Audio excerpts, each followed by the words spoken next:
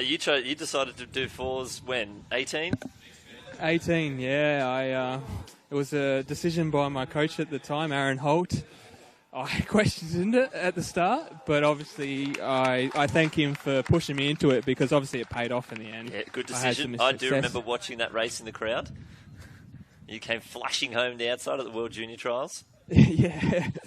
Old Rowie and Milburn weren't happy with that one.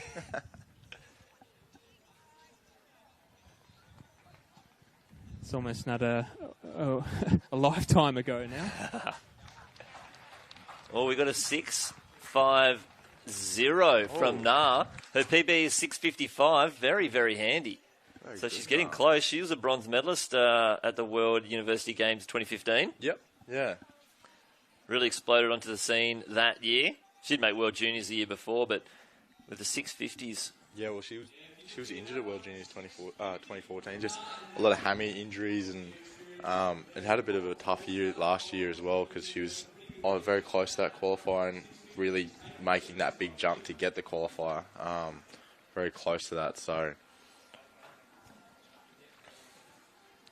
had a bit of a rough start of the year as well with a bit of sickness and on and off with training and stuff, which was frustrating for her. It's also pretty handy over the sprints. At one of our pre-departures for last year's World Juniors, she ran 11.80. Yeah. Oh, I remember. And can't use blocks. Yeah. Yeah, I remember she did some runs at the pre-departures and stuff for 2014 and was sticking with everyone, which was quite impressive. Yeah, well, I suppose with that long jump, you do need the speed. Yeah. Yeah, it's a big part.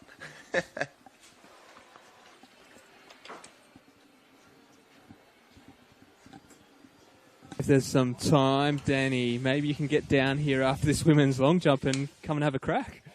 I'm happy to go out there and rake the pit and measure the board. Of course. I'll try my best. Maybe if we keep it a standing long jump. What's your best standing, Lynchy? I feel like I might have crept over 3 once. My all-time PB, I don't know how I did it. I fluked it, I reckon. I did 3:31. Haven't done it since.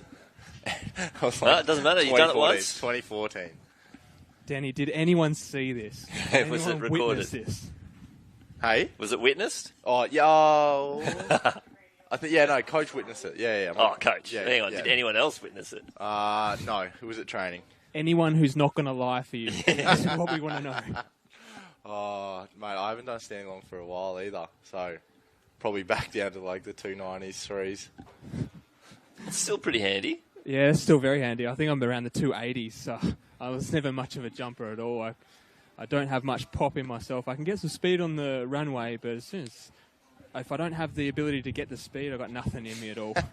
Well, do you guys know Sam Tolman, the long jumper? Yeah. Yeah, from UQ. So he was coaching at Toowoomba Grammar a couple of years ago when I was still there at school. And we always used to have banter between each other. And I said, all right, let's do a standing long comp. I ended up beating him by 2 centimetres. I'm never letting him live it down, but he'll deny it to the day. Well, it's the leg power of a thrower. Oh, biggest part. Who would win? Obviously, you got a 3:31 under your belt, but if you put yourself, Birkenhead, and Peacock in a standing long, who's more likely to take it out? Peacock. Yeah. Yeah. The Jav. Yeah, Javs. Yeah, some of the javelin throwers over history have just been incredibly athletic. Just some of the things they can do.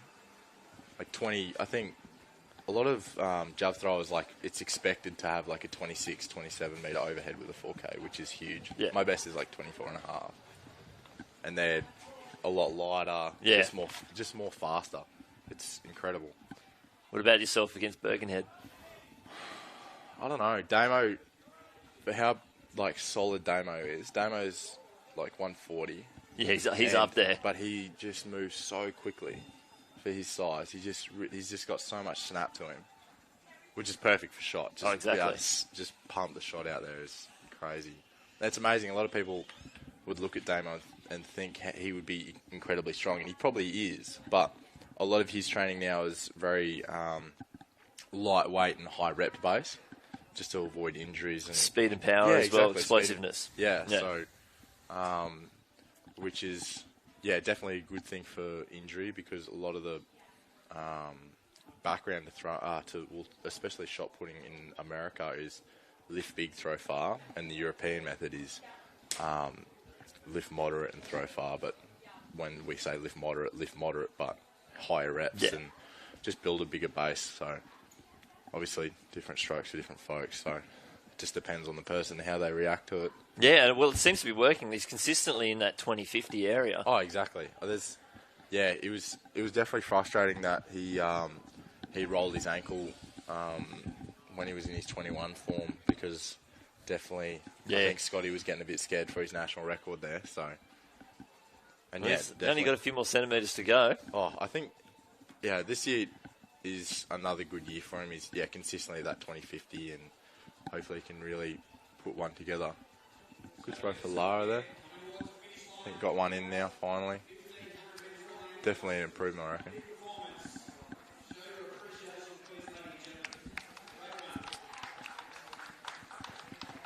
Talia Clark now, they're out on the runway. Third round.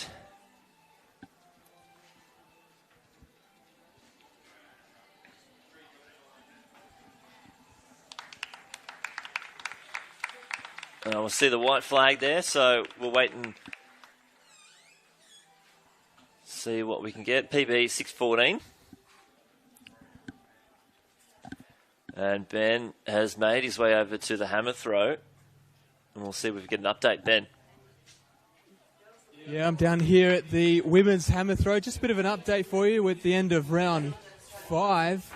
Now, the positions in our top 3 haven't changed, but we've just had Lara Nielsen put out a best throw so far, 62.29. So she's crept right up there to Alexandra Hulley with her throw of 63.27. So only just over a metre between those two athletes. So they're pretty close. We'll see how they go in the last round. Obviously, Lara's starting to throw pretty well, so we'll see if she can push Alexandra Hulley for the lead here. Good set up for a last round and a bit of a slog out and see who can get the best distance. The grunt round, round 6? Yeah, try your best. I don't think the girls like doing the grunts as much. So that was a 6:38 there for Talia Clark, so she's knocked up 24 centimetres onto her personal best. Oh, that's far by Alex. That's very far. Very handy. Let me see if we might be able to cut to that hammer throw. We'll see if we can get a result on that. That's 6'4", 6'5".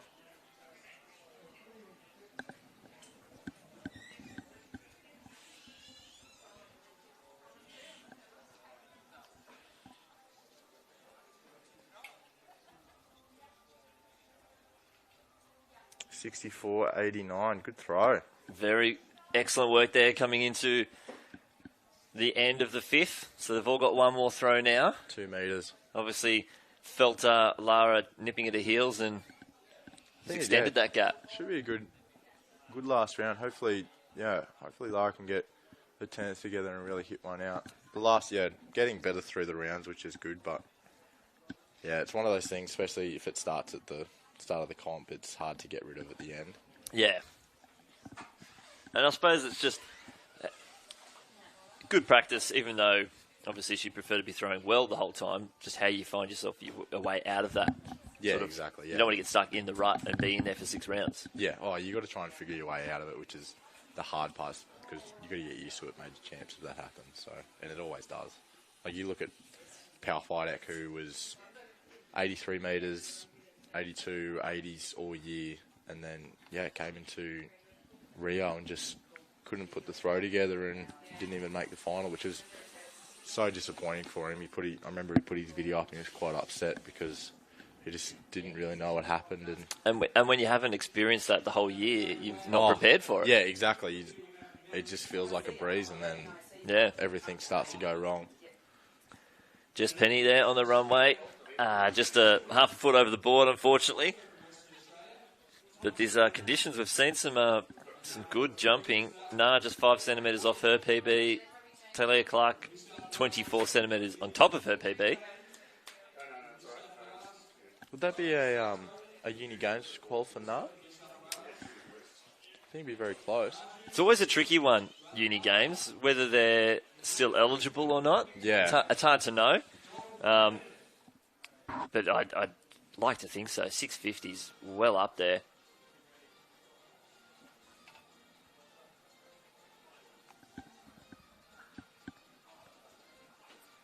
It's a great competition. With a bit of sort of a Com Games with a European feel. Yeah, exactly. 628's the qualifier. Oh, so okay. Was that a legal win? I haven't seen them using the flag at the moment, so maybe we get Ben down there a bit later. But we've got our men's high jump about to line up from the start there. Joel Baden, Nick Boyich, Thomas Brennan, Lee Hupway, Nuraj Singh Rendwana, Rio Sato, and Grant Zarlek. So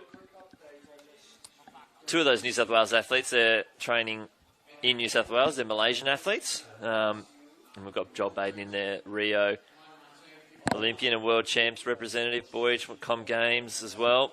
Kelsey Berryman on the runway now. Finally getting one on the board in the 3rd round.